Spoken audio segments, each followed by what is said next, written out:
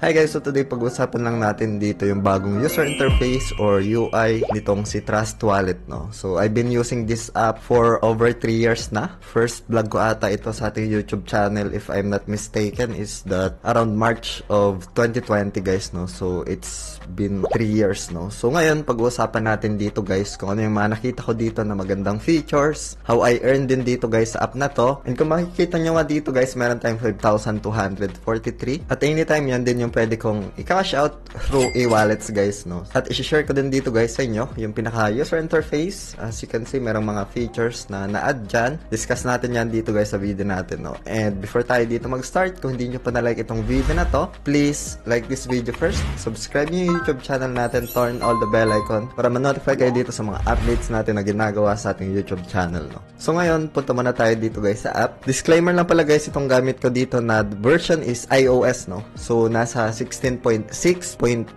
yung version nung iOS ko dito. So it depends din ito guys sa inyo. Sa Android, I think mas maganda yung pinaka user interface. Pwede yung i-download. Ilalagay ko sa description ng video na to yung official link para if you want to try is that pwede yung i-download guys, no? So iOS itong gamit ko dito. So ito yung pinaka user interface. Pwede ko rin to i-turn into dark mode. So punta lang ako dito, tapos for example dark mode natin siya. Ayan, so as you can see guys, bago na rin yung logo. So you can see nung pag flip natin ang screen natin dito, mas na-highlight dito guys yung pinaka green na kulay, no? So say for example we have Atom here, we have ADA. So makikita natin dito, pwede tayo mag-add guys, no? So we can add dito nung mga token na gusto nating i-add. Punta lang tayo dito sa pinaka upper right corner. Ayan. Tapos search lang natin. So, for example, TRX. Ayan. So, add lang natin to. And then, back tayo. So, ma-add na siya dito, guys, no? So, eto. Ayan. As we can see, dito na si TRX. So, simple as that, guys. Isa din sa features dito na nakita ko is that, yung for example, is that pwede tayo mag-receive. So, select natin tong receive. Tapos, BNB. Ayan. Pwede tayo dito, guys, mag-set na ng amount, no? And mag-update lang yung QR code. So, for example, set amount 0.005 for example lang. So, just tap confirm.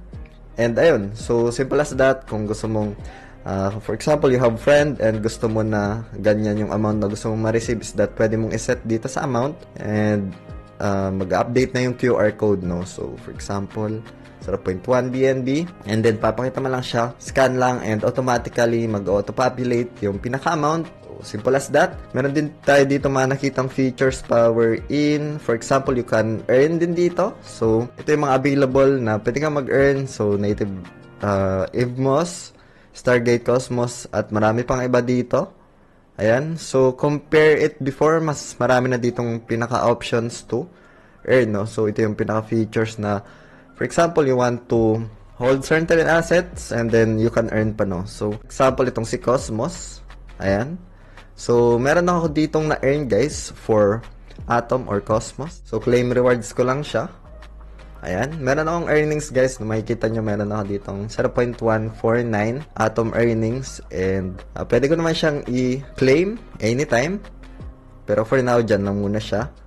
So, close ko muna to and back muna natin. Ito yung mga available guys, no? And again guys, itong video natin today is just for ideas lang, for reference, and does not qualify as an investment or financial advice. Hope you get some ideas dito and yung recent features nitong si Trust Wallet, no? So, simple as that. So, dito guys, pwede natin palitan. Since naka-PHP tayo, punta lang tayo dito sa settings. Palitan lang natin to ng, for example, sa inyo, no? So, settings lang. And then, pagkatapos niyan is preference. And then, currency. Palitan mo lang siya dito. For example, PHP. Pwede naman. So, hanapin mo lang siya dito. Select mo lang PHP. And, automatically, mag-update siya into PHP amount, guys. So, meron tayo ditong mga nag-earn. For example, ADA, Atom, etc. Ito, meron tayong claimable rewards. 0.1 ADA. Back ulit natin, meron tayo ditong Atom. Claimable rewards, and makikita nyo, 0.149. And, in-stick lang natin to just for the sake of these tutorials, example, no? And how it works. And itong app na to, isa din to sa mga alternative ko. If wala akong hardware wallets, is that hawak mo yung private keys mo. Hawak mo yung pinaka-sed phrase dito sa pinaka-assets mo. Yun, simple as that guys. Hope you get some ideas dito sa binigay natin na update. And flip ko lang to, balik ko lang siya sa light or dark. Pwede nyo naman gamitin dark and light mode dito guys, no? So, yeah, pretty much it guys. Kung meron kayong mga katanungan, just don't hesitate to ask lang dito sa ating YouTube channel, comment section. And that's it for today guys. Maraming salamat ulit sa panunood. Ingat tayong lahat. Peace out. Bye for now.